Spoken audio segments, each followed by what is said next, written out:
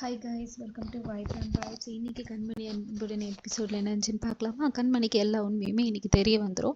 என்ன நினச்சின்னு ஃபர்ஸ்ட்லேருந்து பார்க்கலாமா? அன்பு வந்து சொன்ன மாதிரியே வந்து ஸ்வீட் சாப்பிட ஆரம்பிச்சிருவான். ஃபஸ்ட்டு சாக்லேட் எடுத்து வந்து விருப்பத்துவான். அப்பயும் கண்மணி வந்து என்ன பண்ணுறீங்கன்னு சொல்லிட்டு, நான் என்ன பண்ணால் உனக்கு என்னன்னு சொல்லிட்டு திட்டி விட்டுருவான். இங்கே பசங்களும் வந்து அட்வைஸ் பண்ணுவாங்க. யார் அட்வைஸ் பண்ணாலும் கேட்கவே மாட்டான்.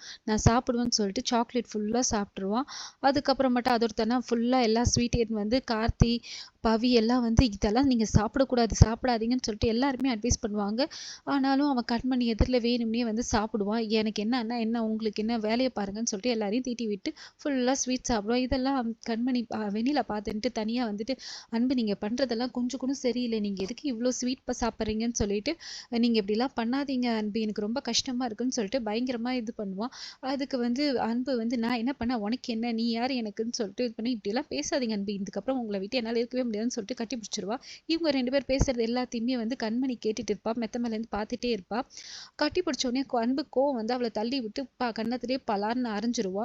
இதையுமே வந்து கண்மணி வந்து எல்லாத்தையுமே பார்த்துட்டு இருப்பா. நீ நடிக்காத, அவனை பற்றி எனக்கு தெரியாது, நீ என்ன இதெல்லாம் பண்ணன்னு எனக்கு தெரியாதுன்னு சொல்லிட்டு கண்மணிக்கு வந்து இவன் என்ன நல்லா பண்ணாலும் எல்லாத்தையும் ஒன் பை ஒன் சொல்லுவான். கண்மணி நானும் மீட் பண்ணுறதா இருந்தோம், அப்போ நீ லொக்கேஷனை மாற்றி விட்டு அவளை இது பண்ணது, அவள் கூட நான் நைட்டில் ஸ்டே பண்ணக்கூடாதுன்னு சொல்லிட்டு டெய்லி நீ தினேஷ் அலறி வந்துட்டு டெய்லி என்கிட்டேருந்து அவளை நீ பிரிச்சுட்டு போனது, எனக்கு எல்லா விஷயமும் தெரியும், நீ எவ்வளோ ஒரு கேவலமான இதுன்னு சொல்லிட்டு தெரியும்னு சொல்லிட்டு எல்லாத்தையும் சொன்னோடனே கண்மணி இவ்வளோ பண்ணியிருக்காளா, அப்போ லெட்டரில் இருந்ததெல்லாம் உண்மைதான் போல, நான் தான் அன்பு தப்பாக நினச்சிட்டேன்னு சொல்லிட்டு கண்மணிக்கு எல்லாமே ரியலைஸ் ஆகி ஃபீல் பண்ணுவா.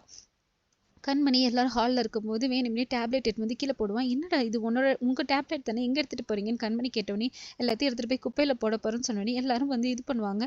இல்லை நான் போட தான் போகிறேன், எனக்கு தான் யாருமே இல்லையேன்னு சொல்லிட்டு போட போயிடுவான். அவங்க அம்மாவை பார்த்து ஷாக்காகி பார்ப்பாங்க. கண்மணி சொல்ல கேட்க மாட்டான். சரி ப்ரிஸ்கிரிப்ஷன் தான் இருக்குல்ல, இதை வச்சு போய் டேப்லெட் வாங்கிட்டு வாடான்னு சொன்னோன்னே அதையும் கீழ்ச்சி போட்டுருவான். எனக்கு எதுவும் தேவையில்லைன்னு சொல்லிட்டு ரொம்ப வெறுப்பாக விரக்தியாக பேசுவான். கண்மணி எல்லாத்தையுமே பார்த்துக்கிட்டே இருப்பாள். அவளுக்கும் என்ன பண்ணுறதுன்னு புரியாது. அப்புறம் பார்த்தா நைட்டு ட்ரிங்க்ஸ் சாப்பிடவும் உட்காந்துருப்பான்.